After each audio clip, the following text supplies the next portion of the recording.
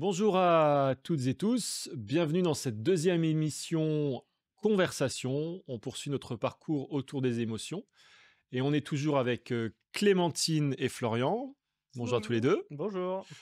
Et comme on en a pris l'habitude, on a dit que c'était une tradition dans notre émission. On va commencer par un conte et on va pas dire quelle émotion on aborde et j'espère que rapidement les gens vont découvrir de quelle émotion on va parler.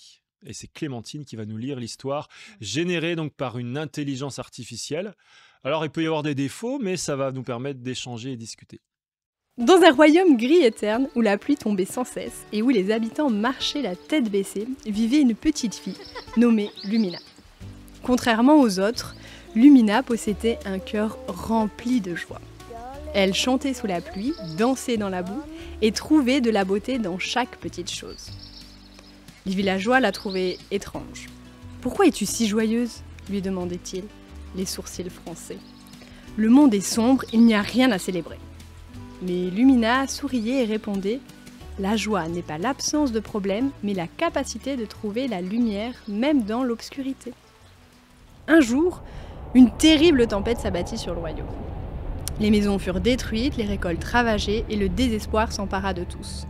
Les villageois, accablés par le chagrin, se laissèrent sombrer dans une tristesse. Seule Lumina, malgré la gravité de la situation, conservait son optimisme. Elle rassembla les villageois et au lieu de pleurer, elle leur proposa de chanter. Elle leur raconta des histoires drôles, elle les fit danser malgré la fatigue et la douleur. Sa joie contagieuse commença à réchauffer les cœurs glacés par la désolation. Petit à petit, les villageois retrouvèrent l'espoir.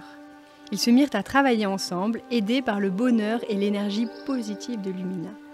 Ils reconstruirent leur maison, plantèrent de nouvelles graines, et le royaume autrefois gris commença à trouver ses couleurs. Lumina leur avait montré que la joie n'est pas une simple émotion, mais une force puissante capable de guérir les cœurs brisés et de donner la force de surmonter les épreuves les plus difficiles. Et ainsi le royaume gris devint un royaume où la joie brillait, même sous les nuages. Merci Clémentine. Alors, je ne sais pas si je pose la question de quelle émotion parle-t-on. On peut la poser, la Voilà. question. Donc c'est la joie, il n'y a pas de piège. Hein.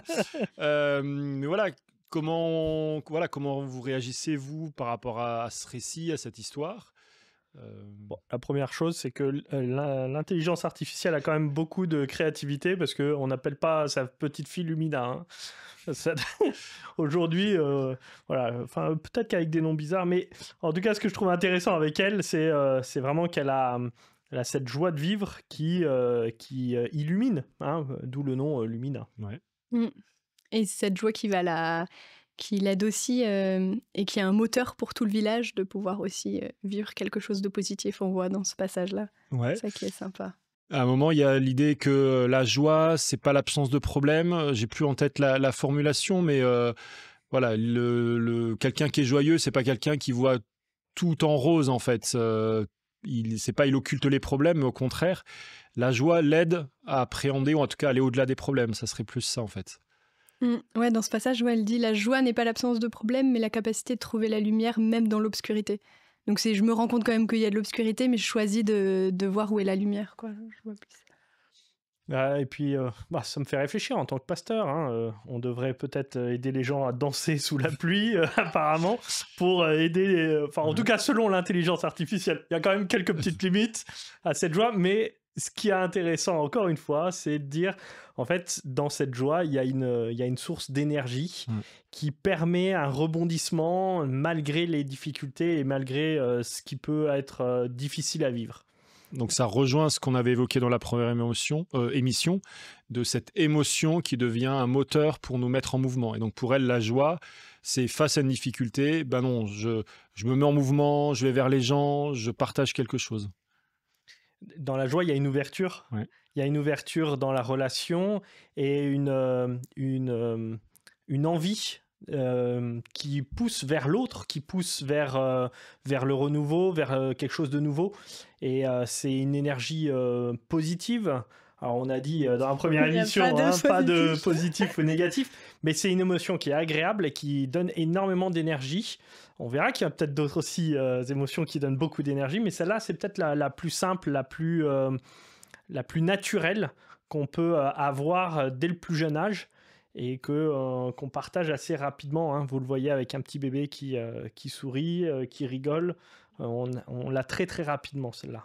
Oui, comme tu dis, la joie aussi, quand on parlait de mouvement, la joie, c'est cette émotion qui te donne envie d'aller vers l'avant, en fait. Contrairement aux autres émotions, on verra aussi quels sont les mouvements que ça donne.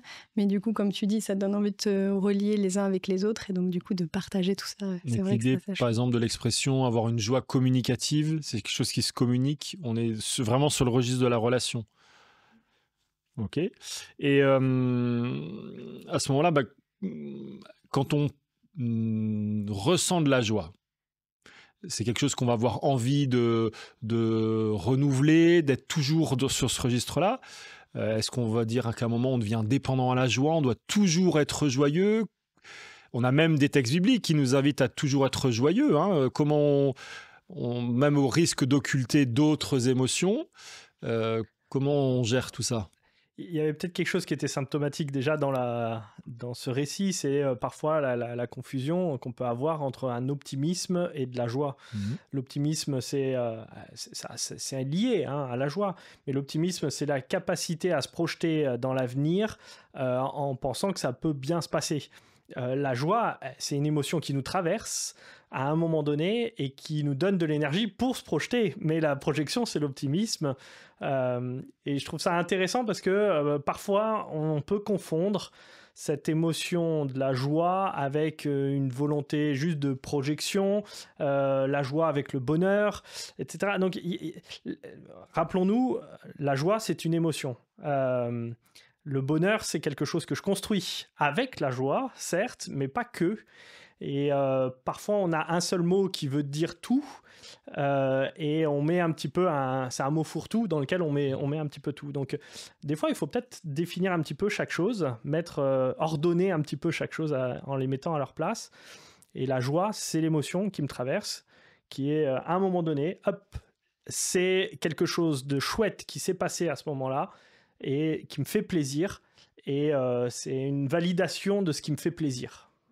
Ouais, justement, si je me rappelle bien, je crois que c'est Frédéric Lenoir qui parlait de justement cette joie active et cette joie passive. Et que la joie passive, justement, ça dépend des émotions, des événements et des situations. Quand c'est mon anniversaire et qu'il y a tout le monde autour de moi, je suis contente. Voilà, je l'exprime, mais j'ai pas travaillé dessus. Et que justement, cette joie passive, c'est une joie que moi, je peux avoir une action dessus. Mais du coup, là, comme ce passage-là, c'est à moi d'aller voir la belle lumière, quoi. Et du coup, c'est plus une émotion, c'est quelque chose que je travaille, finalement. D'accord. Alors, ça me fait penser à un verset qu'on avait retenu ensemble, qui est Philippiens 4.4. Alors, je la sors, la petite blague, le verset tout terrain. Donc, Philippiens 4.4, c'est « Réjouissez-vous toujours dans le Seigneur ». Je le répète, réjouissez-vous. Alors, c'est intéressant par rapport à cette joie active, parce que, a priori, quand Paul écrit ça, il est en prison. Donc, cette espèce de paradoxe, situation compliquée pour lui, mais malgré tout, en se remémorant ce qu'il a pu vivre avec les gens de cette ville de Philippe, ça lui procure de la joie. Donc, est-ce que dans la joie, il y a toujours cette idée de souvenir? Est-ce que c'est quelque chose qu'on peut stimuler, entretenir, enrichir? Comment... moi, en tout cas, ce texte-là, il nous montre justement que c'est quelque chose qui se travaille, qui n'est pas seulement tributaire des événements que je traverse. Et c'est pour ça que je trouvais que c'était important de différencier les choses. C'est-à-dire que la réjouissance dont il parle là, c'est une réjouissance qui est, dans ce que tu évoquais, qui est active.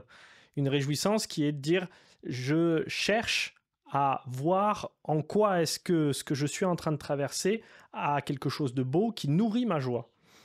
Et ça, c'est actif. Le passif, ce serait de dire, je suis en prison, quoi. J'ai aucun moyen de me réjouir de ce qui se passe. Or, il y a cette espérance et cette acceptation de la part de Paul de dire, j'ai beau vivre quelque chose de difficile, je sais pourquoi je le vis. Et parce que je sais pourquoi je le vis, je peux traverser cette épreuve-là avec de la joie, de l'espérance.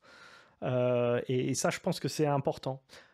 Et parfois, on n'accepte pas la joie qui nous traverse parce qu'on a peur d'être déçu, parce qu'on a peur on a certaines peurs qui nous coupent la joie. Parfois, c'est de la jalousie, parfois, c'est tout un tas d'autres émotions qui, à un moment donné, coupent cette joie et qui nous donnent plus cette énergie. Et Paul a cette capacité à, peu importe les situations, capter cette joie-là.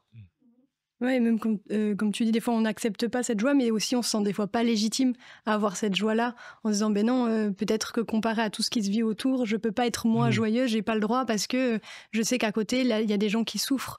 Et là, ben justement, dans ce contexte où il est en prison, de se dire que oui, il dit ça, mais il faut aussi le répéter aux Thessaloniciens quand il leur dit priez sans cesse, soyez toujours joyeux. Et j'aime beaucoup aussi ça, de se dire ben oui, essayez de voir aussi le bon côté. Finalement, comme on a dit, c'est ce moteur qui me pousse à avancer. Donc, allez chercher ça aussi pour pouvoir continuer d'avancer. D'ailleurs, peut-être pour compléter, dans l'Apocalypse, c'est juste génial de voir le peuple de Dieu qui est dans une catastrophe apocalyptique, pour le coup, et qui, au milieu du monde qui s'effondre, sont en train de chanter les louanges de Dieu et sont joyeux, pour le coup.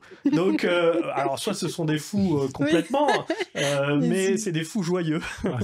Et je crois que c'est ça un petit peu ce qu'on essaye de dire, c'est que la joie, elle est quelque chose qui ne dépend pas, ou je ne crois pas qu'elle doit dépendre des événements, mais qui est fondée sur une espérance, qui est fondée aussi sur quelque chose qui se travaille, en fait. Donc on encourage chacun à travailler sa joie. Eh ben, merci beaucoup. Je rappelle en tout cas pour ceux qui nous suivent que vous pouvez commander et acheter ce coffret sur les émotions. Et pour ceux qui veulent aussi poursuivre la réflexion, on vous propose d'avoir une série de questions que vous pourrez télécharger au travers d'une fiche dans la description sur cette émotion de la joie.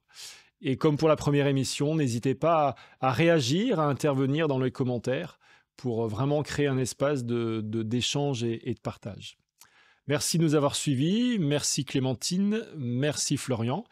Et puis, à très bientôt pour une nouvelle émission Conversation Émotion.